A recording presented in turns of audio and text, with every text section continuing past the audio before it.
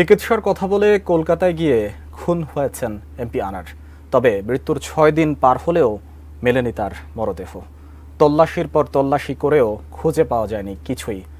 এমন অবস্থায় প্রশ্ন উঠেছে, এমপি আনারের লাশ পাওয়া না গেলে কি হবে? মৃত্যু সনদই বা মিলবে কবে? চলমান মামলারই বা কি হবে? কিংবা কি বলে ভারতের আইন? বিস্তারিত জানাচ্ছেন এসআই রাজ। চিকিৎসার জন্য ভারতে গিয়ে খুন হওয়া এমপি আনোয়ারুল আজিম আনারের লাশ এখনো উদ্ধার করা যায়নি। কয়েকদিন ধরে ভারতীয় পুলিশ ও গোয়েন্দাদের লাগাতার সন্ধানেও খোঁজ মেলেনি লাশের একটি টুকরাও। এমন পরিস্থিতিতে এমপি আনারের মৃতদেহ যদি না পাওয়া যায়, তাহলে মৃত্যু সনদ কবে মিলবে, এমন প্রশ্ন ঘুরপাক খাচ্ছে জনমনে। সেই সাথে মৃতদেহ না পাওয়া গেলে ঝিনাইদহ ৪ আসনের উপনির্বাচনই বা কবে হবে এবং কিভাবে হবে, এসব প্রশ্নও সামনে আসছে। এসব বিষয় তুলে ধরে রোববার ভারতীয় সংবাদ মাধ্যম North East News no body no death certificate শিরোনামে একটি প্রতিবেদন প্রকাশ করেছে। ওই প্রতিবেদনে বলা হয়েছে, কলকাতায় খুন হওয়া বাংলাদেশ আওয়ামী লীগের সংসদ সদস্য আনোয়ারুল আজিম আনারকে গত ১৩ থেকে ১৫ মের মধ্যে হত্যা করা হয় এবং তার লাশ টুকরো টুকরো করে বিভিন্ন স্থানে ফেলে দেওয়ার অভিযোগ পাওয়া গেছে। আর এই লাশ হয়তো আর কখনোই খুঁজে পাওয়া যাবে না।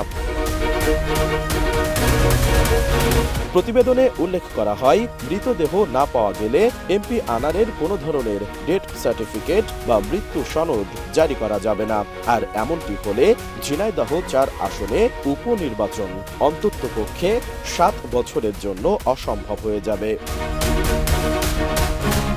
গণমাধ্যমটি বলছে, এমপি আনারের লাশ বা অঙ্গ প্রত্যঙ্গ পাওয়া না গেলে ময়নাতদন্ত করা যাবে না, যার অর্থ হলো তার আত্মীয়দের কাছেও মৃত্যু সনদ হস্তান্তর করা যাবে না। ফলে ডেথ সার্টিফিকেট বা মৃত্যু সনদ জারি করার আগে পশ্চিমবঙ্গ সিআইডিকে কমপক্ষে ৭ বছর অপেক্ষা করতে হবে।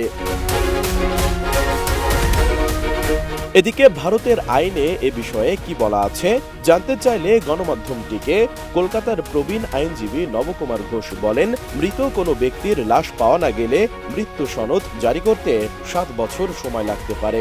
এটাই প্রতিষ্ঠিত আইন। ৭ বছরের অপেক্ষা বাধ্যতামূলক। লাশ নেই, মৃত্যু সনদও নেই। তারপর সিআইডির কাছে যে পথটি খোলা থাকবে তা হল ভারতীয় সংবিধানের ২২৬ ধারার অধীনে কলকাতা হাইকোর্টে একটি রিট পিটিশন দায়ের করা।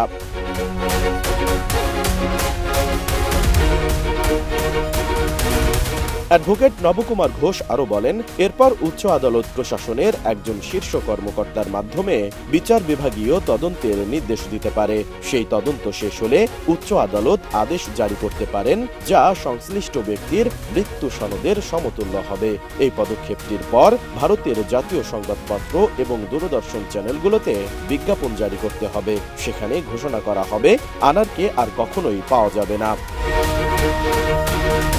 এদিকে নর্থ ইস্ট নিউজের দাবি, তাদের প্রতিবেদনটিতে সিআইডি বাংলাদেশ ডিবির মামলায় অনেক ত্রুটি এবং অসঙ্গতি প্রকাশ করা হয়েছে। হত্যাকারীদের বর্ণনায় বেশ কিছু ফাঁক রয়েছে এবং স্পষ্ট এসব ফাঁক থেকে উদ্ভূত প্রশ্নের উত্তর পেতে উভয় দেশের তদন্তকারীদের যথেষ্ট বেগ পেতে হবে।